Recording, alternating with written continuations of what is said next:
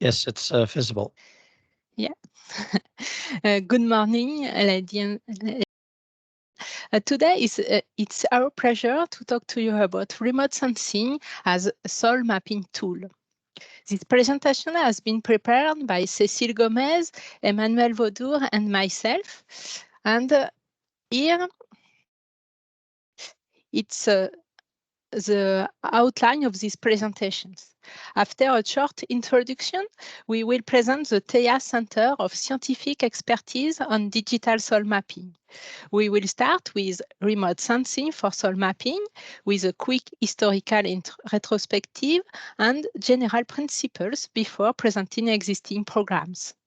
Then we will get to the heart of the matter through examples of achievements, and we will end this part by addressing the limits and some disturbing factors. In the second part, we will see how remote sensing data are integrated into digital soil mapping or DSM. We will see a quick historical retrospective and general principle before presenting the existing programs. Then we will overview the different possible integrations through example before concluding. So let's go.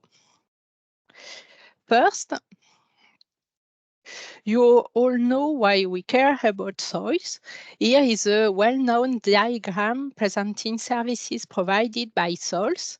These services are linked to major issues such as food security, climate change, human health, etc. So I'm not going to detail them here, but obviously, if we want to take action on soils, we need to know them and to map them and also to map their properties. For doing this, we need soil data. These data can be point observations, which correspond to soil descriptions in the field, where we describe, sample, and analyze each layer of soil. For example, in France, these specific data are produced within the framework for different soil mapping programs. Here is the coverage of the maps at different scales. This coverage is not yet complete because these programs are still ongoing.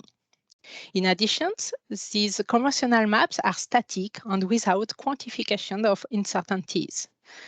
This is why modeling tools have been developed to overcome the limits of conventional soil mapping. This is called digital soil mapping. In France, the TEIA Center of Scientific Expertise on Digital Soil Mapping was created in 2015. It brings together the main experts in France. This map shows the different organizations and labs which participate in it. At the bottom of the slide is the link of its web page. This TES has three main objectives. The first is to produce spatial estimates of soil properties, either for the whole of France or by region. Here are some examples. Two maps of available water capacity at national and regional level, and on the right, an interactive mapping site for Brittany. The second objective is to federate and capitalize efforts in methodology. The aim is to advance digital soil mapping methods from sampling, choice of covariates, including those from remote sensing, of course, modeling, and up to validation methods. The third objective is to transfer this know-how to operational players in the regions and in the countries of the South. To do this, we have set up a popularization site, the link to which is here, and we are in the process to setting up French-speaking training, the first session of which is planned to 2025. Let's now get to the heart of the matter with the first part on remote sensing to map soils. So now I give the floor to Emmanuel. Thank you, Anne, for giving me the floor. So good morning, everyone. So I will talk about remote sensing to map soils, and I will also replace Cécile because unfortunately she's not available today. I will start by a historical retrospective of the remote sensing of soils and the general principles which guide it. So first of all, the reflectance spectra that you see here displayed correspond to one of the first, if not even the first, field spectrometry study that was carried out by Michel-Claude Girard in 1978. So this complex figure describes the respective influences that surface roughness, soil moisture, and organic matter have on soil spectral behavior. So I will go now into details so we can see the marked influence of soil surface roughness in particular. Next slide. So this publication was very important because it contributed to the remote sensing of soils. It has to be mentioned that the previous publications that were carried out in the US by Condit in 1970 considered soil samples in the lab, not directly in the field. So there were soil spectra in the lab. So what is seen from a satellite sensor or an airborne sensor is what is ought to be named soil surface condition. And it is defined by Richard Escadafal as the composition and organization of the soil surface at a given moment. So you have here as examples soil surface conditions that were samples in the Versailles plain de Versailles, which distinguish themselves according to what we call intrinsic soil characteristics, that is due to soil only. So you might have rockiness, color, and you might have also differences due to extrinsic characteristics that are due to soil tillage. So next slide. You may have noticed that I don't use the term spectral signature. This is on purpose, as actually a spectral behavior always changes. It cannot be a signature because a signature is expected to be constant over time. So soil spectral behaviors have been studied and have given rise to three main approaches since the 1980s. So on the left, you can see a map, and this is obtained from the calculation of soil spectral indices. This is an example of a ratio that is called brightness index, and it was obtained from a simulated spot airborne image in the Bordeaux region, 1981, in anticipation to the launch of the spot sensor in 1986. Next. So on the right, you see a figure showing the relationships between quantitative soil properties. So here, the soil organic carbon content and a spectral index. So that's what we can name a quantitative approach, quantitative remote sensing approach. And next. And in the middle of the slide, you can see a so-called model of radiometric interpretation of soils that was proposed by Dominique Couraud in a PhD thesis. And it is based on a set of soil samples representing the main soil types of the world. She used 84 soil samples in all. And this model describes the position of the radiometric values of a given image in the plain, green, near infrared. And soil are characterized by a beam of straight lines close to the first bisector, starting from the darkest, that is the most organic or the most rough, to the brightest on the right of the plot, corresponding to smooth or poor or soils that are poor in organic matter. And the span of the beam depends on color saturation or chroma. And the outliers that we can see in the figure are related to iron content, so character ferric in the figure, or soil moisture. Next slide. So the remote sensing-based soil studies have given rise to quantitative approaches which aim to relate soil reflectance to a target property according to what we can be named a spectral model. According to the type of measurements that are performed, either on a sieved soil sample in the lab under controlled light, or over a soil surface condition in the field under natural light, or even from spatial imagery on the right of the figure, we can distinguish several categories of spectral models. And another approach, alternative approach for spatially characterizing a target property can consist of relating it to the geographical coordinates in order to analyze the spatial structure by means of semi-variograms. So this is about spatial models. So we distinguish between spectral models and spatial models. Next. So the distinction between these spectral models and spatial models marks a historical dichotomy between so-called remote sensing approaches in blue in this slide, and the digital soil mapping approaches in orange. And we must specify that these approaches have been developed separately, mainly. And this is only recently, very recently, when they have started to converge. So we will elaborate later on the digital soil mapping approaches, and we will focus here on the remote sensing approaches. So next. So the remote sensing approaches have been initiated by the geographers in the 1930s by means of visual and photogrammetric interpretation of aerial photographs.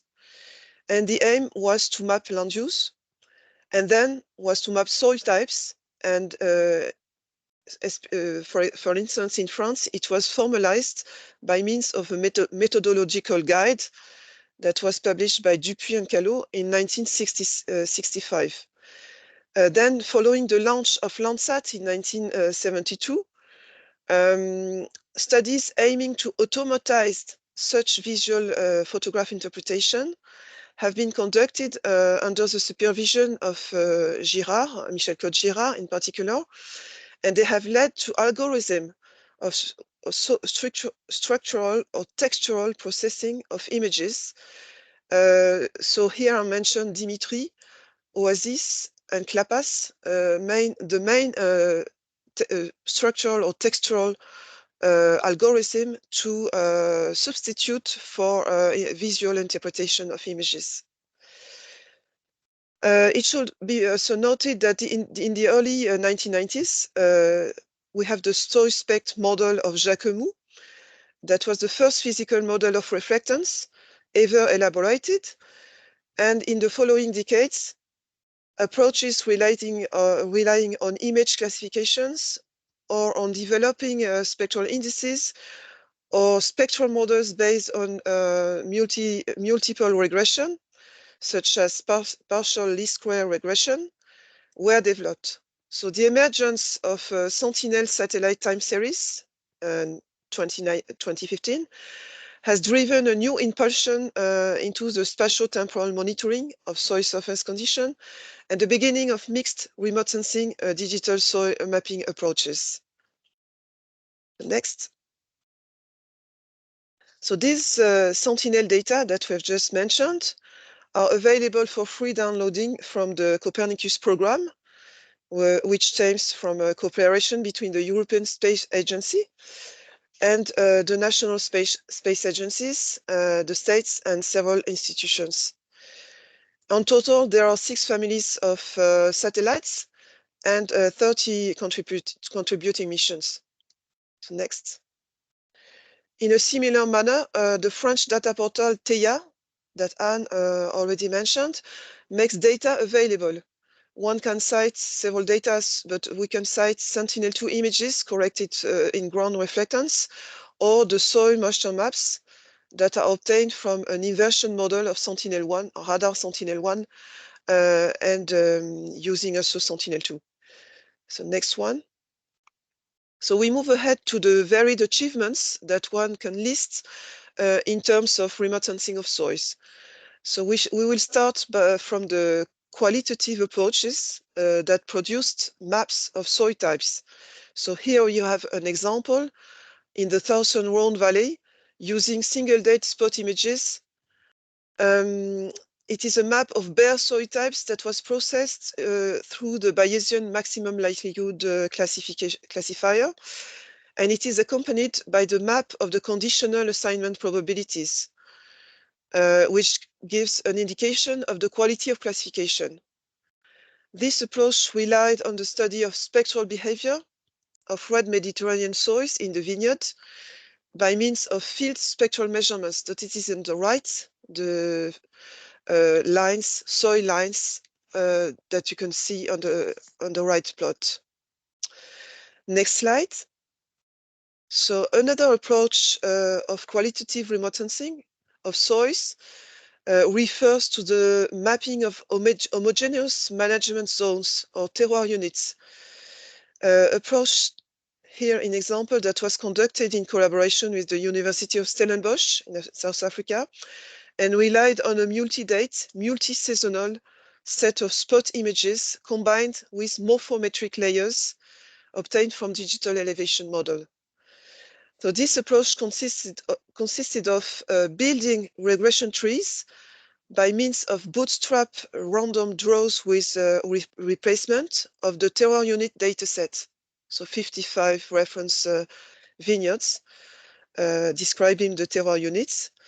And the results were a series of output classifications which were stacked and of which we computed the model class that was the most frequent class throughout the series, and it was retained for the final map, jointly with another map that was the map of assignment frequency, providing the uncertainty of the map. So the two informations. Next slide. So we might mention a third category of qualitative mapping, which refers to the identification of soil roughness in order to map tillage operation or field works. So it relies on a satellite pair of synchronous radar and optical images from one side, and on the other side on field roughness measurements. And you have on the right the plot showing the link between soil roughness and the radar signal that was characterized, and a chain of image processings that is comparable to that already mentioned for viticultural zonings leads to a model map and a map of uncertainties. The next slide.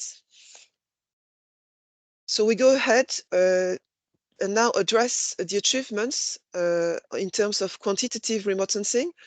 So we start with varied examples of maps obtained from hyperspectral airborne images. So one can cite the calcium carbonate contents on the left. You might have also the gypsite content mapped, or the clay content, and the organic carbon content, the iron content, or even the detection of clay minerals. Next slide. Comparable quantitative informations have been extracted from single-date multispectral satellite images, such as Aster image on the left for clay minerals, or Sentinel-2 images for all other examples in this slide. So it was in the framework of annual crop systems in the middle of the slides, or in the framework of viticultural systems for the maps of clay and iron of La Payne Valley on the right of the slide. So you may notice that from a single date, particularly from the map of the Versailles Plain, you have areas in gray featuring vegetated pixels that are useless for the bare soil retrieved information. So useless pixels are very large, and this is an issue for retrieving a bare soil extracted information. So next slide.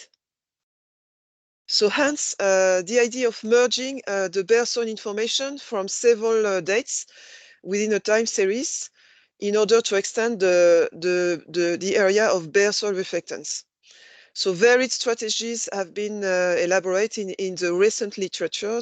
They have been initiated, for example, by Demate in Brazil, on the example on the left. And there are still strategies under study. So most of these approaches rely on thresholding bare soil spectral indices or on masking certain informations. And most of them calculate the values on a per pixel basis. But we have also other strategies that have relied on overall values per date. And this is the example of the plot showing the composition of dates per image, per bare soil mosaic. So you can see that the principle is that we have several dates composing a single temple mosaic. Next slide. So the maps that you can see here displayed have been obtained from models relying on 2 years temple mosaics of bare soil. On the left, you have a mosaic based on a trade-off strategy between the driest dates using information on soil moisture maps that I've already mentioned that are retrievable from the TEIA website.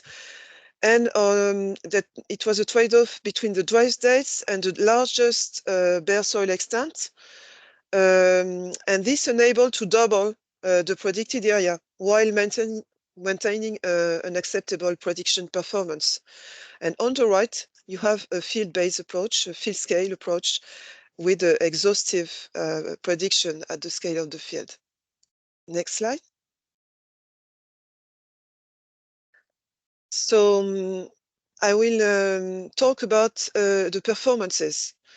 So a literature review that we have done have shown that the performances for predicting organic carbon on the left can be expressed with RMSE on RPD, and we only have a relation, regression that is significant for between RMSE and the range of sock content, or RMSE with the standard deviation of sock content. And it is mainly visible and due to the scale of the study. So that means that you might expect to have a higher RMSE when you consider a higher level that is a national or continental scale of study. And you might expect to have less RMSE, lower RMSE for regional or field scale study. But you might notice that there is no relation between the RPD, that is the residual prediction deviation, that is the ratio between the standard deviation of the data set to the RMSE. You have no relation between the RPD and the range of stock content or the standard deviation of stock content. On the left, so on this figure on the left, the performances estimated by the means of the RPD indicator vary from 1 to 3 for organic carbon ranges between nearly 0 to 50 grams per kilograms. And only a few studies carried out on soil very rich in organic matter draw the correlation. So for specifically for the purpose of this webinar, Cécile tried to make almost the same figure on the right, based on literature focusing on clay prediction. And prediction performances varies also for clay without depending on either clay range or on standard deviation. So here performance is expressed by means of the square R in red, and the RMSC in blue. And we can see that the square R varies between 0.5 and 0.8 over a wide range of clay contents from 200 to 700 grams per kilogram. Next slide. So these variations in performance are due to instrumental characteristics of sensors, and they are also due to environmental factors during the remote sensing data acquisition. So the instrumental characteristics include the spatial and spectral resolution, and environmental factors include ground roughness, soil moisture, atmospheric conditions, and the presence of green and dry vegetation. Next slide.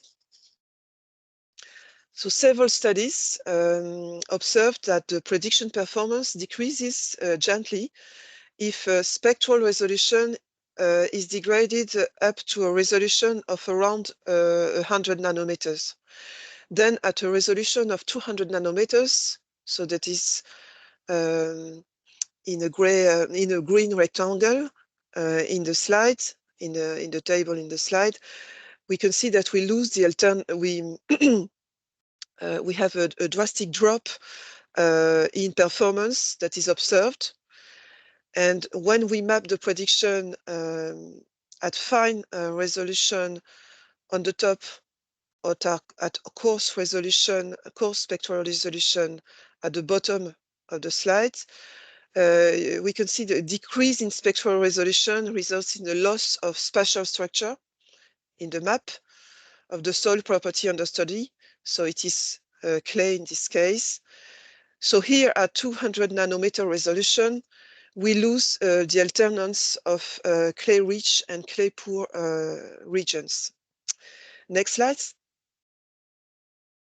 So the remote sensing data used for mapping are bottom of atmosphere reflectance images obtained from top of atmosphere reflectance values using atmospheric correction methods.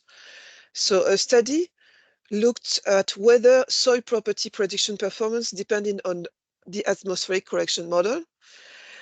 3 models were tested, including MAJA, developed by the French Space Agency, the CNES, Centucore, developed by the European Space Agency, and a model that was dedicated to Landsat data, that is LAY SRC. And this work showed that the choice of atmospheric correction method does not really impact the clay content prediction performance. Here, for 4 dates in February 2017, performances are very similar from one atmospheric correction method to another. So next slide. On the other hand, performance varies significantly from one date to the next. Since for the same atmospheric correction model, we can obtain performance with a square R from 0.6 to up to 0.8. And this can be explained by the different surface conditions from one date to the other date, which affect the spectra and therefore the models. So between the several atmospheric correction models, there is no large difference, not much difference, but between the dates, because of the variation in soil surface condition, you can notice variation. So next slide. In particular, vegetation is one of the components which can impact the maps.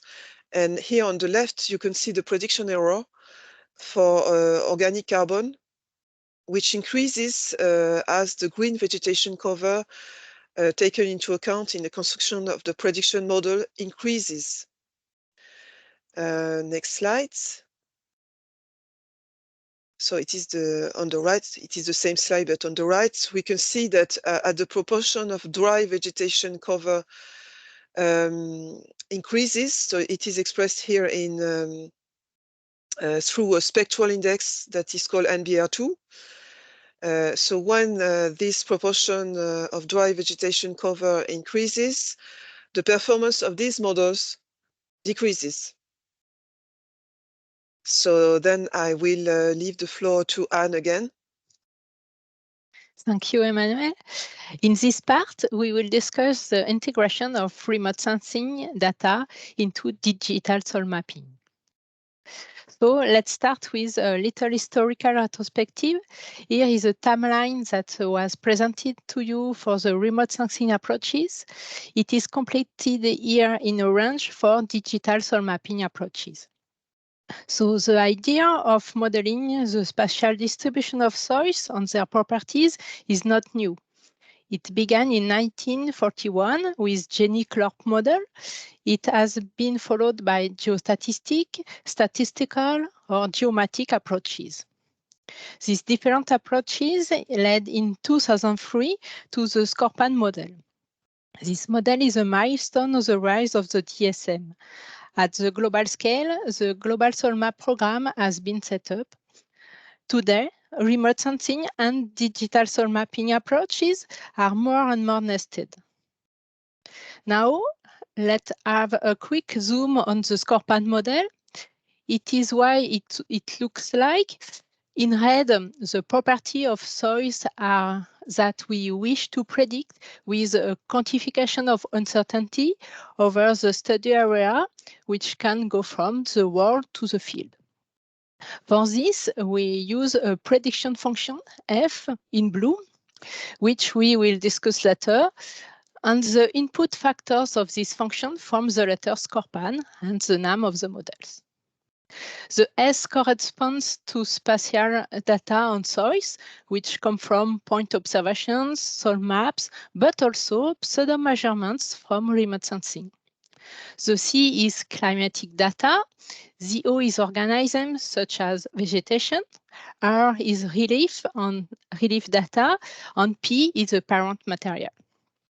These factors are environmental spatial data, and we choose them because they are in connection with factors controlling the soil property that we wish to map, here in red, or because they are spatially correlated with this property.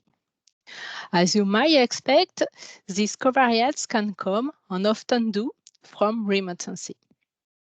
To these factors, we add the temporal factor A and the spatial factor N, and importantly, the model allows us to obtain an estimate of the error. This Scorpan model has been the basis of the global soil mapping program called Global Soil Map. The objective of this program is to deliver a digital database on soil properties around the world. The result will be freely downloadable 90 meters raster, which covers the entire world. This makes 18 billion voxels. The voxel is a 3D pixel because the predictions has made on 6 soil depth intervals from 0 to 2 meters. These predictions also include a prediction of uncertainties. For its implementations, this program published specifications. I won't go into detail on these specifications. Here you have the DSM approach, including these specifications. The important thing to remember is that the method used for prediction is chosen based on the available input data. Here, on the left, it's the best case, with detailed soil map and point data covering your entire study area. On the right, the worst case, you have no data at all. But in the all cases, we will be able to predict the soil properties. However, the methods will be different, and of course, the uncertainties of the prediction will depend on the quantity and also the quality of the available input data. Let's now look at some concrete examples that Emmanuel will present to us. So in 2003, there was a very important paper that was published by Mike Bradney et al. And they proposed a review of the various studies in digital soil mapping. So we can already observe that the remote sensing data are used to describe the organisms. So even though the table is not very small, very small size, but we can notice that the remote sensing data have been proposed to to describe the organisms component with land use maps represented, for example, by means of NDVI indices, so vegetation indices, or to describe the relief components by means of the digital elevation model, because we need to remind everyone that most digital elevation model might be retrieved from remote sensing information. Next slide. So with Landsat and now with Sentinel-2 data, spectral bands are now directly used in DS, digital soil mapping models. So this is a new something new in the digital soil mapping approaches, and it is in addition to classic covariates derived from digital elevation model, and in addition to spectral indices such as NDVI. So here we have an example by Daruma Rajan in India.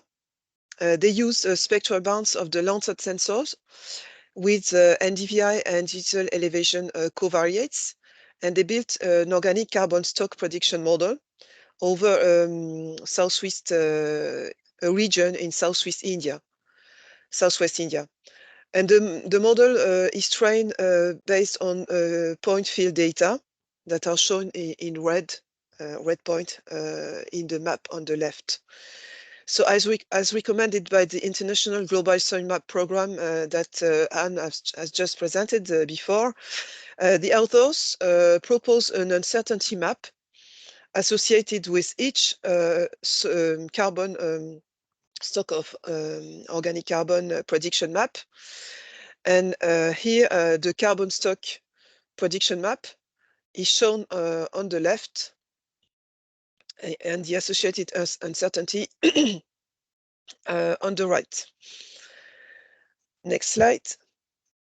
So in addition to the use of spectral bands in the scope and models, bare soil mosaics created from time series are now used as covariates to build the digital soil mapping models. So one of the first examples of such an approach was proposed by Loiseau et al. Using classic covariates derived from a DEM, a digital elevation model, a land use map, some climate and geological data. And it was for the purpose of predicting textural clay content. And they also integrated spectral indices from mosaics of bare soil pixels across France. These mosaics were built from several Sentinel-2 ties acquired during the sowing periods around March and December. That is, they were selected at periods when bare soil coverage was thought to be the greatest, and this between 2016 and 2017. This work has shown that there is a true added value of such mosaics for training clay content prediction models. We can see that models not using these mosaics, so it is in red in the graph, provide lower performance than models which do use the Sentinel-2 bare soil mosaics. Next slide. So Urbina Salazar used spectral bands and spectral indices from bare soil mosaics of 6 years in their prediction models. So the three different mosaics were constructed from Sentinel-2 images in Labos. So it is about a region of over about 5,000 square kilometers. And they considered all images between 2016 and 2021, or they considered only the images between February and May, so the spring images, let's say the spring images to simplify, or only the images between July and November. So let's say the autumn images. On the right, you can see that the attempts to predict organic carbon content from only the spectral bands of these mosaics yielded low accuracies with square R lower than 0.2. Next slide.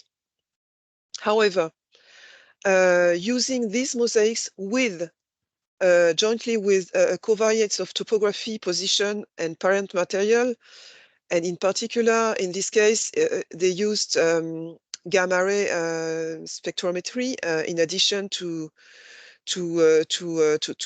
morphometric covariates, and we can see that it improves the models, and particularly the best model was obtained in the spring temporal mosaic. Next slide. So even in this, if this square R are still less than 0.5, and may seem very low, the map contain at least 33% of the variance of the property, which enabled us to see the spatial structure of the carbon. So here you have the map of soot content, and it is in adequation. It matches what is expected in terms of variation in this region, because in the south we have clayey topsoil and higher soot contents, and in the north we have deeper loess and lower soil organic carbon content. So it is in adequation with what was expected. And you have on the right the associated uncertainty, map of uncertainty, which allows us to gauge how cautiously we should use the predicted data. This is a very important information. Next slide.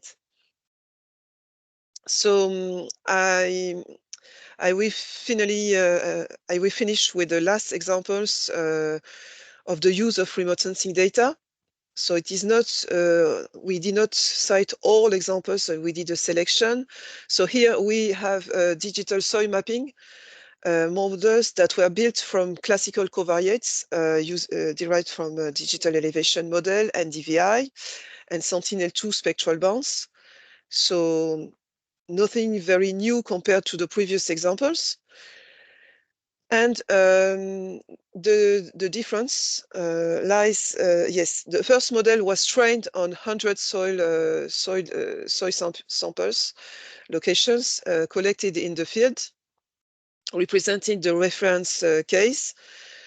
And it was aimed to spatialize clay. The performance that was obtained was intermediate, with a square R of 0.4. So next. And a second model was trained on 3,000 initially predicted points based on bare soil pixels through a regression model based on Sentinel-2 information. And here you can see the gain in performance. You have a square R of 0.53. And thanks to the use of the data initially predicted by Sentinel-2, it was possible to extend the spatialization to all the soils in the area. So this is a submitted paper in which Cécile is involved. So I will end with this example and leave the floor to Anne again. Thank you, Emmanuel. So in conclusion, let's start from the soil. We have field observations and soil descriptions. Remote sensing data used to help us map soil properties has limitations. Here in red, you have these limitations that we are trying to overcome: roughness, moisture, sometimes vegetations, if we want bare soil. But vegetation also allows us to understand soil properties indirectly, such as depth, which is not directly accessible by remote sensing, with the exception of airborne gammametry. These disturbing factors can be filtered, which can allow us to obtain certain pseudo-measures of soil properties. This is linked to advances in spatial, spectral, and temporal resolution of remote sensing data. This allows us to obtain spatial or spatial-temporal mosaics. It is also useful to optimize sampling strategies, and mosaics can also provide pseudo measurements of soil properties to help to optimize sampling. We are seeing that these remote sensing data are used as covariates in modeling, but also as pseudo measurements of soils. So as input data, the models have environmental covariates on soil data, either from field observations or pseudo measurements. They provide prediction maps with quantified uncertainties, which are validated by field data. We are progressively moving on to maps of changes in soil properties. Here is a graphic and fairly condensed summary of the point presented in this webinar. This is the end of the presentations, and for more information, a review article is available on the use of remote sensing for digital soil mapping. We thank you very much for your attention.